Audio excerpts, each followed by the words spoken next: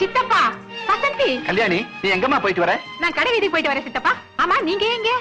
அந்த கதையை ஏம்மா கேட்கிறேன்? எல்லாம் அந்த ராஜவேலு தான். உன் வாழ்க்கையை பாழாக்குறதும் இல்லாம என் மக வாழ்க்கையும் கெடுக்க பார்த்தான். வீட்டை விட்டே புறட்டும். இன்னும் அவர் குணம் அவரை விட்டு போகலையா? சரி, நீங்க கார்ல இருங்க, வீட்டுக்கு போய் பேசலாம். ஆமா, நீ கல்யாணம் செய்துக்கணுங்கிற எண்ணம் மாமாவுக்கு இருக்குன்னு தெரிஞ்சிருந்தா ஹைஸ்கூலோட படிப்பை முடிச்சுக்கிட்டு என் நேரம் டீச்சரா இருந்திருப்பேன். அட பாவமே, என்ன கல்யாணம் செய்துட்டு வாழ வச்சது போதாதுன்னு உன்னையமா கட்டிக்கு ஆசைப்பட்டாரு. நல்ல வேலை தப்பிச்சுட்டு. என் புருஷன் எப்பேற்பட்டவர்னு எனக்கெல்லாம் தெரியும். இன்னுமா அந்த அயோக்கியனை உன் புருஷன்னு சொல்ற? என்ன செய்யறது சித்தப்பா, சட்டப்படி அவர் என்ன விவாகரத்து பண்ணிட்டார்.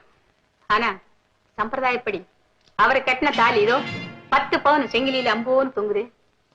ஆனா ஒண்ணு, தாலி மட்டும்தான் அவருக்கு சொந்தம், இந்த செங்கிலி எனக்கு சொந்தம். உன்னை தன் மனைவின்னு ஒரு நாள் கூட அவன் சொன்னதில்லம்மா. அது அவருடைய கர்மம். ஆனா அவர் தான் என் புருஷன் நான் சொல்லிக்கணும். அது இந்த மண்ணுடைய தர்மம். எப்படி நல்லா இருக்குல்ல? அக்கா, மாமா உங்களை விவாகரத்து பண்ணிட்டாருன்னு எனக்கு தெரியும், ஆனா விவரம் தெரியாது. உங்களுக்குள்ள அப்படி என்ன மனஸ்தாபம்? வசந்தி, கல்யாணம் செய்துக்கிற எண்ணமே இல்லாம நான் சங்கீத வாழ்க்கையை நடத்திக்கிட்டு இருந்தேன். என்ன உன் மாமா தான் கழிச்சு கல்யாணம் பண்ணிக்கிட்டார். எப்படி தெரியுமா? என் கச்சேரி எங்க நடந்தாலும் சரி, முதல் வரிசையில எனக்கு நேரா அவர் தான் உட்கார்ந்து இருப்பார். கச்சேரி முடியற வரைக்கும் வச்ச கண்ணு வாங்காம என்னையே பாத்துட்டு இருப்பார். அதெல்லாம் லவ்வா ஆரம்பம். கல்யாணி, நீதான் என் உயிர், நீ இல்லாம வாழ முடியாது, செத்துடுவேன். நீ என்ன கல்யாணம் செய்துட்டா உன்னை மேல்நாட்டி கூட்டிட்டு போவேன், உயிர் சக்கலையை வளர்ப்பேன், உன் புகழை உலகம் பூரா பரப்புவேன், இப்படி எல்லாம் சொன்னார். சரி, என் கலைக்கு ஆதரவு கொடுக்கிற ஒரு உண்மையான ரசிகர் கட்டிக்கிட்டா தப்பு என்ன அப்படின்னு என்னமோ எந்த மூட்ல கழுத்தை நீட்டிட்டேன்னு உங்க மாமா என் கழுத்துல தாலி கட்டிட்டார். எங்க கல்யாணம் நடந்து போச்சு. வசந்தி, ஒரே வார்த்தை, ஒரே அம்பு, ஒரே பத்னி, இப்படி வாழ்ந்து காட்டினா ராமரை நினைச்ச உங்க மாமாவை நான் இல்ல. அவர் ராமர் இல்ல, வெறும் ரசிகர். அந்த ரசிகருக்கு எத்தனையோ ரசிகைகள், அதுல நான் ஒரு. இந்த விஷயம் எனக்கு அப்புறம் தான் தெரிஞ்சது. அது மட்டும் இல்ல, அவர் என் வாழ்க்கையின் ஆணி வேற வெட்ட ஆரம்பிச்சார். ஹலோ, நான் தான் ராஜவேல் பேசுறேன். என்னது, சபாவில இருந்து பேசுறீங்களா? கல்யாணி இன்னும் 10 நிமிஷத்துல வரணுமா? அத வர முடியாதுயா. ஏன் வர முடியாது சொன்னீங்க? கல்யாணி, நீ கச்சேரிக்கு போக கூடாது. அதான் ஏன் போக கூடாதுன்னு கேக்குறேன். போக கூடாதுன்னா போக கூடாது, அவ்வளவுதான். என்னாச்சு உங்களுக்கு? டிஃபன் காஃபி சாப்பிட்டீங்களா? கிண்டல் பண்றியா? நான் கிண்டல் பண்ணல, நீங்களே கிண்டலா நினைக்கிறீங்க. இத பாருங்க, இது என்னுடைய 100வது கச்சேரி. நான் போகலன்னா நெல்லா இருக்காது. எனக்கு பதிலா நீங்க போய் பாடவும் முடியாது. ஆமா, யார கேட்டு நீ சம்மதிச்ச? ஆமா, நான் யார கேட்டு சம்மதிக்கணும்? இத்தனை நாளா நான் யார கேட்டு கச்சேரி பண்ணிட்டு இருக்கேன்? அவன் புருஷன். தெரியும். இதோ 10 பவுன் செங்கிலியில நீங்க கட்டின தாலி இருக்கு. என் பர்மிஷன் இல்லாம நீ பாட முடியாது. இத பாருங்க, இந்த குரல் கடவுள் கொடுத்தது. என் பாட்டு இந்த குரல்ல இருந்தா வருது, உங்க பாக்கெட்ல இருந்து இல்ல. நீ என்ன சொன்னாலும் சரி, உன்னை நான் பாட அனுமதிக்கவே மாட்டேன். நான் பாட நீங்க அனுமதிக்க மாட்டீங்களா? Sorry, very sorry.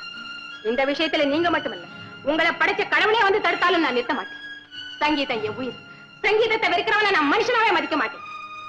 ஆமா, கல்யாணத்துக்கு முந்தி நீங்க என்கிட்ட வந்து, கல்யாணி, நான் உன்னுடைய ரசிகன், உன் பாட்டுல எனக்கு உயிர், நீ தினமும் கச்சேரி பண்ணிட்டே இருக்கலாம், நான் கேட்டுக்கிட்டே இருப்பேன், உன் சங்கீத கலைக்கு நான் குறுக்க நிக்கவே மாட்டேன், இப்படி எல்லாம் சத்தியம் பண்ணீங்களே. சத்தியம்? அது எனக்கு சக்கரை பொங்கல், அதை நான் அப்படியே போட்டு முழுங்கிட்டேன். ஓஹோ, அப்போ எதிர்ப்பு எனக்கு வெண்பொங்கல். முடிஞ்ச இதையும் முழுங்கிடுங்க. ஹலோ, ஆமா, நான் கல்யாணி பேசுறேன். இதோ பரப்பிட்டேன், கொஞ்சம் லேட் ஆச்சு, தப்பா நினைச்சுக்காதீங்க. இதோ பரப்பிட்டேன்.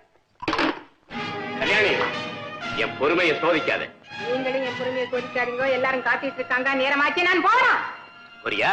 போ. நீ அங்க போன உடனே சபாக்காரங்க உனக்கு செக் கொடுப்பாங்க.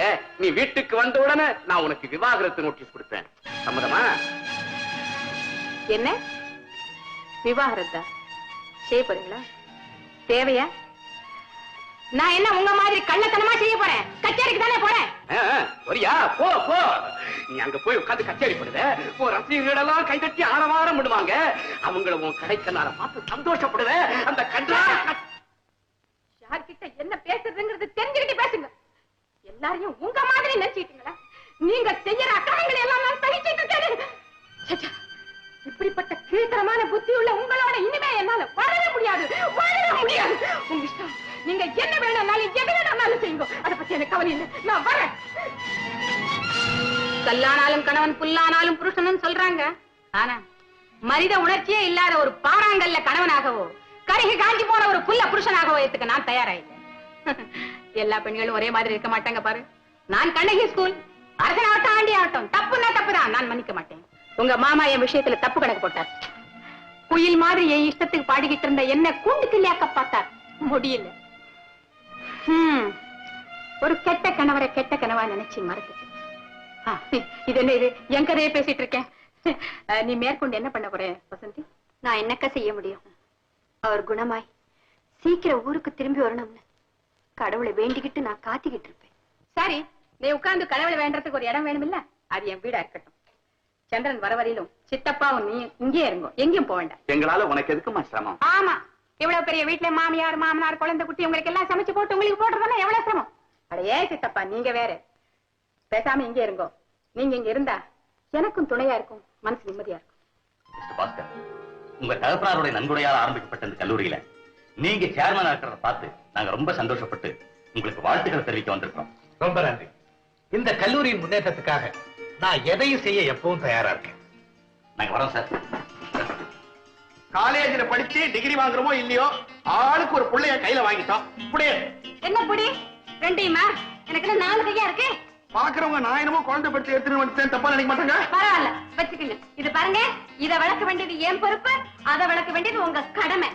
இந்த காலத்துல புருஷ மண்டாட்டி தனித்தனியா அக்கறை எடுத்துக்கிட்டாதான் குடும்பத்தை ஒழுங்கா நிர்வாகம் பண்ண முடியும். ஏண்டி ஏதோ வாயும் வயிறுமா இருந்தியே போனா போது பொண்டாட்டியாச்சேன்னு சொல்லி உனக்கு பொங்கி போட்டு கைய காலெல்லாம் புடிச்சு விட்டேன். இதே சாக்கா இந்த பிள்ளைய வர வளர்க்க சொல்றியா?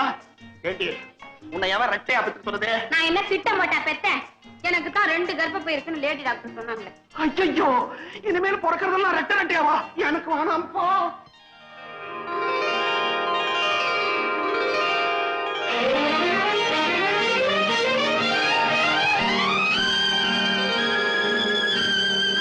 இந்த ஆஸ்பத்திரி எனக்கு ஒரே போர் அடிக்குது மாமா. உனக்கு மட்டுமாப்பா? 3 மாசமா இந்த ஆஸ்பத்திரியிலேயே கிடக்கிறது எனக்கும் கஷ்டமா தான் இருக்கு. பிரபு, நீ வெளியே போய் விளையாடு. இந்தா ஓடு ஓடு ஓடு. அக்கா, வசந்திக்கு எத்தனையோ லெட்டர் போட்டு அவகிட்ட இருந்து பதிலே வரலையே, என்ன காரணமா இருக்கும்? தம்பி, அந்த பொண்ணு உனக்கு வேண்டாம். ஏக்கா? அந்த பொண்ணை பார்க்க போன சகுனமே சரியில்லை. ஏதோ ஆண்டவன் புண்ணியத்துல நீ உயிர் பழைச்சு. இனிமே அந்த பேச்சை பேசாத. அக்கா, உன் கணக்குப்படி பார்த்தா ராமர் பட்டாபிஷேகத்துக்கு பிரம்மரிஷி வசிஷ்டர் தான் முகூர்த்த நாள் குறிச்சார். முடிவு என்னாச்சு? விதிங்கிறது வேற, சகுனங்கிறது வேற, ரெண்டுக்கும் சம்பந்தமே இல்லை. அது மாதிரி உன் படிப்புக்கும் என் பஞ்சாங்கத்துக்கும் சம்பந்தம் இல்லை, அப்படித்தானே? அப்படி இல்லக்கா, எனக்கு வசந்திக்கும் சம்பந்தம் இருக்குன்னு சொல்றேன். என் மனசுல அவதான் என் மனைவின்னு நான் முடிவு செஞ்சுட்டேன். அவங்க அப்பாவுக்கு நீயும் வாக்கு கொடுத்திருக்கிறேன், மறந்துடாதே. Good morning mister Chandran. Good morning doctor. Good morning mister Chandran, நாளைக்கு உங்களை டிஸ்சார்ஜ் பண்ண போறோம். Now you are all right. Thank you. Okay. Vasanthi இல்லையா? அவங்க அப்பா? உங்க அப்பாவும் இங்க இல்ல. நீங்க யாருங்க? நான் அவ தாய் மாமன். ஆமா, நீங்க யாருன்னு சொல்லியே. நாங்க இந்த வீட்டுக்கு சம்பந்தியா வர போறவங்க. ஓஹோ, நீங்க தான் இன்னைக்கு வசந்திய பெண் பார்க்க வந்திருந்தீங்களா? ஆமா, இப்ப கூட கல்யாண விஷயமா பேசத்தான் வந்திருக்கோம். என்ன அங்க இது அறுவடை முடிஞ்சதுக்கு அப்புறம் அரிவாள் எடுத்துட்டு வயலுக்கு வந்திருக்கீங்க? ஏன் வசந்திக்கு என்னாச்சு? என்ன செய்யறது, அவதான் செத்து போயிட்டாளே. வசந்தியா? ஏன் வசந்தியா? வா, நம்ம முதல்ல வீட்டுல போய் பேசிக்கலாம். வந்த நேரம் சரியில்லை. வா வா வா.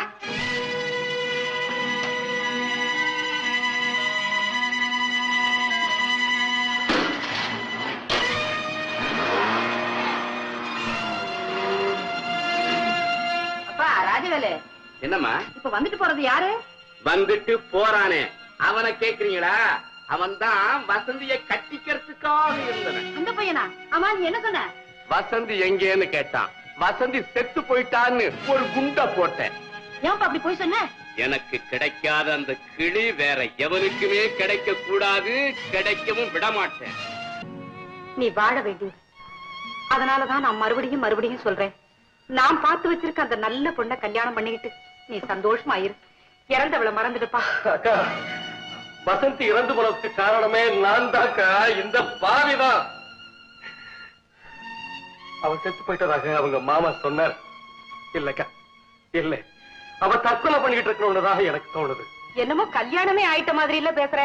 ஒருத்திய பெண் பார்த்துட்டு வந்துட்டா அவ மனைவி ஆயிட்டான்னு அர்த்தமா? அக்கா, நான் ஒரு ஊமை கனவு கண்டுட்டேன். அதை உங்ககிட்ட விளக்கமா சொல்ல தெரியாம, சொல்லவும் முடியாம நான் தவிக்கிறேன். வசந்தி இந்த உலகத்தை விட்டு மறைஞ்சிட்டா உண்மைதான். ஆனா என் இதயத்துல எப்பவுமே இருக்கா. அவளை எடுத்துரைஞ்சிட்டு இன்னொருத்திக்கு இங்க நான் எப்படி இடம் கொடுக்க முடியும்? நல்லா இருக்கே நீ சொல்றது.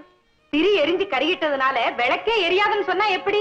வேற திரிய போட்டா விளக்கு தானே எரியுது. நீ சொல்றது 5 திரியில எரிகிற குத்து விளக்கு, நான் சொல்றது ஒரே ஒரு திரியில எரிகிற குடும்ப விளக்கு. அது தூண்டுற விளக்கு, இது தூண்டா மணி விளக்கு. கல்யாணம் ஆகிறதுக்கு முன்னாலேயே அவ செத்து போயிட்டாங்கிறது உன்னுடைய வாதம். எனக்கு மனைவி ஆனதுக்கு அப்புறம் தான் அவ செத்து போயிட்டாங்கிறது என்னுடைய தீர்ப்பு. இறந்து போன யாரோ ஒருத்திக்காக உயிரோட இருக்கிற ஒரே ஒரு அக்காவை நீ சாகடிக்க போறியா? அக்கா, தம்பி, இந்த வீட்டுல விளக்கேற்றி வைக்க மருமக வேணும் அப்படின்னு உன்னை பெத்த தாய் கேட்டா நீ மறுப்பியா? எனக்கு இப்பதான் புரியுது.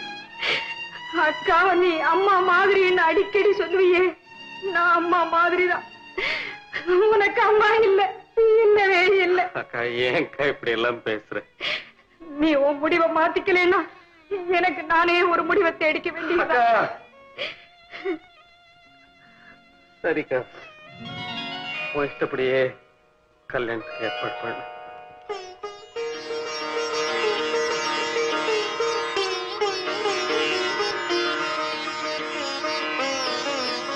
வசந்தி, வசந்தி, நீங்களா? ஆமா வசந்தி, உன்னை எங்கெல்லாம் தேடிக்கிட்டு இருந்தேன். நீ செத்து போயிட்டுதான் சொல்ல அந்த பாவிக்கு எப்படித்தான் மனசு வந்ததோ. செத்து போயிட்டுதான் சொன்னாங்களா? யாரு? வேற யாரு? உங்க மாமன் தான். உன்னை பொண்ணு பார்த்துட்டு போனாங்களே, அந்த பிள்ளையும் அவங்க அக்காவும் வந்திருந்தாங்க. அப்பதான் அந்த மாதிரி சொன்னான். என்ன, அவர் ஊர்ல இருந்து வந்துட்டாரா? எப்போ? 10 நாள் இருக்கும். பாவம், அவங்களும் அதை நம்பிட்டு போயிட்டாங்க. இப்ப என் வாழ்க்கையே அவர் கையில தான் இருக்குது. அவர் கையில தான் இருக்குது.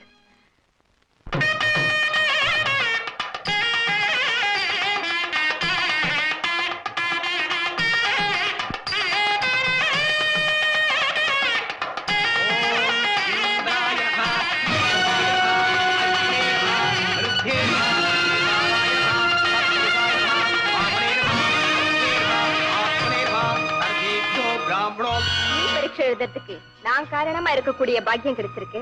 அதுவே எனக்கு போதும். நான் பரீட்சை எழுதலைன்னா கூட எப்படியோ சமாளிச்சுடுவேன். எனக்கு என்ன சொல்றதுன்னே புரியல மல்லி. ஆனா ஒண்ணு மட்டும் நிச்சயம், என் வாழ்க்கையில உனக்கு நல்லது செய்யற சந்தர்ப்பம் எனக்கு கிடைச்சதுன்னா நிச்சயம் தவற விட மாட்டேன். வசந்தி, நம்ம 2 பேரை பொறுத்த வரைக்கும் நீ எங்கேயோ நான் எங்கேயோ ஆயிடக்கூடாது. உனக்கு கல்யாணம் நடக்கும் போது நான் தான் முதல்ல வந்து நிப்பேன். நான் மட்டும் என்ன, உனக்கு கல்யாணம் நடக்கும் போது எங்க இருந்தாலும் எப்படி இருந்தாலும் நான்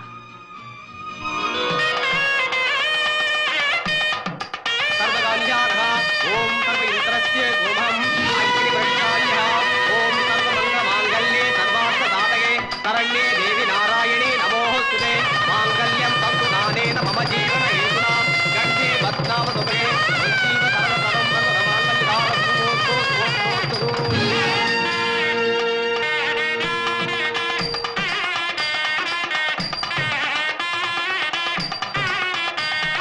Congratulations, Mr. Chandran. Oh, thank you very much. Vasanthi, Vasanthi, வந்துட்டியா? வர வேண்டிய நேரத்துலதான் நான் வந்திருக்கேன். வசந்தி, என் கல்யாண விஷயமா உனக்கு லெட்டர் எழுதினேன், பத்திரிகை அனுப்பினேன், திரும்பி வந்துருச்சு. நீ வருவேன்னு நான் எதிர்பார்க்கவே இல்லை. தோட்டத்துல உதிர்ந்த மலர காத்து கடவுள் சந்நிதியில கொண்டு வந்து போடுற மாதிரி நான் எப்படி உன் கல்யாணத்துக்கு வந்து சேர்ந்துட்டேன் இல்லையா? பெரியவங்க இதைத்தான் மனம் போல மாங்கல்யம்னு சொல்றாங்க. ஆமா, உன் விஷயத்துல அது உண்மையாச்சு. வசந்தி, ஏன் உன் கண்ணு கலங்குது? ஒண்ணுமில்ல, அது தாங்க முடியாத சந்தோஷத்துல இப்படி. இப்ப சொல்லு, நான் கொடுத்து வச்சவா இல்லையா? கொடுத்து வச்சவா? நீதான் கொடுத்து வச்சவா.